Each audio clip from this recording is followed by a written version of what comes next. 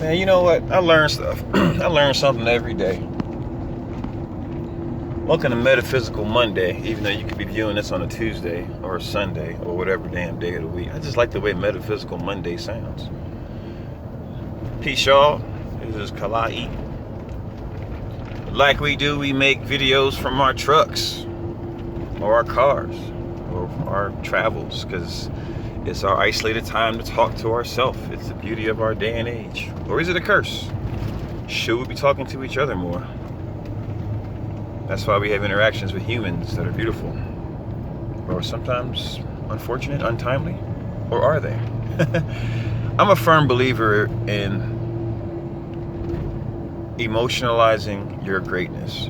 Those 3 words I live by since my DMT journey. Emotionalize your greatness. Your emotions are like paintbrushes. How you feel about something, it's so amazing how one can feel something into reality. So you have to be careful on what you're feeling or what someone tries to make you feel with a picture, with an image, with a video, with a justification. I say these things because there ain't a one of you in this world that saw something on one of these little squares and didn't have any reactions to. Don't you gotta understand, like after a while, everything's a food? You didn't see the Pavlovian dog experiment? When every time the dog did something, he kept doing it because he kept getting pleasure from it. That's what TV and these phones and these things that are going to be killing you do. They make you addicted to something, giving you something, and then in the exchange, you get some kind of pleasure.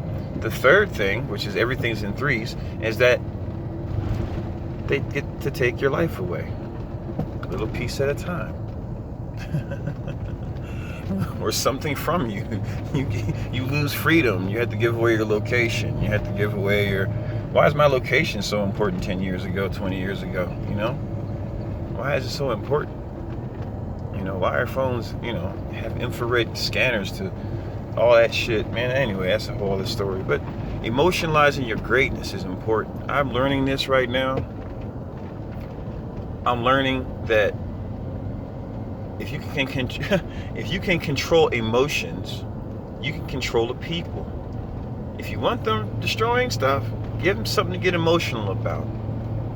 If you want them preserving things, give them something that, makes them do that. That's why music and movies and all this stuff is super important to these people, because this is how they, control you. So I ask you, is it worth it to be such a reaction monkey right now? Or is it important to preserve what's important, which is your economic base? You see, some people are doing things destructive for their economic base, but not your economic base. So it's a battle of what's worth what to who. Are you willing to defend yourself with how you feel? Are you willing to let somebody just make you move again because they destroyed everything that you held sacred, that you loved? Desecrated it because they could. Is that all right? Or can people just come together on something? Symbols have emotions to it, and symbols are the thing that's dividing people, really, if you think about it. If you think about every religion in the world is based off the square, off one science, as you say, reverse engineered metaphysics, taking one symbol and then breaking other symbols off of it and then turning that into a symbol for this group, that group, that group, this group, and kept them fighting subtly, even secretly, affecting the masses and the people more than anything else. So I ask you people, as you're sitting there feeling, what are you losing through all your emotions? What do you think newer laws are going to be in place for you for something you want? Or do you want to just keep going nonstop, being a wrecking ball, destroying everything we have until there's what? What is your vision of the future that you see that leads you to wanting to destroy somebody else's benefit for your benefit?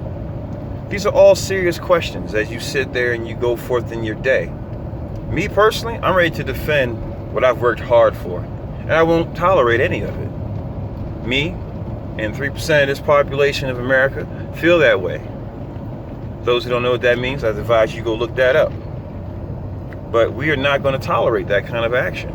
I'm not going to tolerate that action from my friends' businesses or any American's business that deserves, or any people who deserve, a random attack on them. If you have a problem with a perpetrator, then take your aggression to the perpetrator.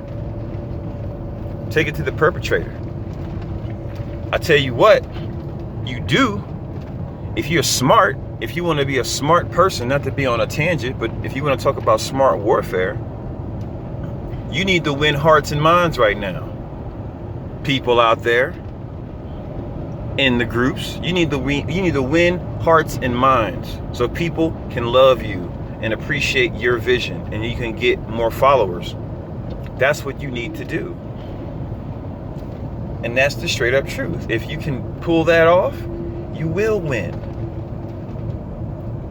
Your utopia for you. If your utopia means you have to destroy or take something from somebody else, then and my utopia will shoot the shit out of you, because I'm not playing any games with anybody taking anything from me, stealing anything from me. I am a man of color. They have stolen my genetics over and over and over again for thousands upon thousands of years, and not just in America, but my DNA has been shifted around. People like me have been hunted down. People like, yeah, I'm over that. No, I'm going to team up with all kinds of folks to end this bullshit of this attack of tyranny on people. It's not correct. Emotionalize your greatness, man. Think about it, visualize it, keep it whole. And don't let nobody outside of you change it or shift it or feed you differently. Because what you put in is what you're going to get out. So what are you putting into your mind to get in your actual life result? Is what I'm trying to say. Don't let nobody be a bully. Don't take no nonsense. We all got a right to speak. We all have a right to defend ourselves. We all have a right to how we feel. And we all have a right to freedom. And if anybody wants to give up any of that for some sense of security or some sense of whatever, belonging to some whatever culture, then you don't deserve any of it, nor your new culture. You don't deserve any of it. You don't deserve anything. If you're willing to give up something to have, no, as a divine being, you have the right to feel your reality peacefully and feel whole within. You feeling whole within should not mean attacking random people and attacking random businesses and attacking just anybody you see fit. And thank you if you sat this long through this video. It's a long one, I know. I hope I hit some points, man. And thank y'all for those who tune in, man. You know, I'm not making any money in these things, man, at all. I'm just really putting them out because I really feel like there's some things on my heart. And I advise everybody to do the same thing, man. If you got something on your heart, just share it. But you are what you emotionalize yourself to be. You know, if you think you're going to be this person who's going to just sit back and if you had this low visions of yourself, then nothing's going to happen. So understand and then once you understand that, then you understand why things have been on your back and on your neck. But you got to let it go. You know, we're all guilty. So this is Kalai. Peace and blessings, y'all. Self-Defense Psychology 101. Tune in. And we'll just keep pushing forward, man. Just pray for peace in the end of all of this, and may it not escalate. Bless.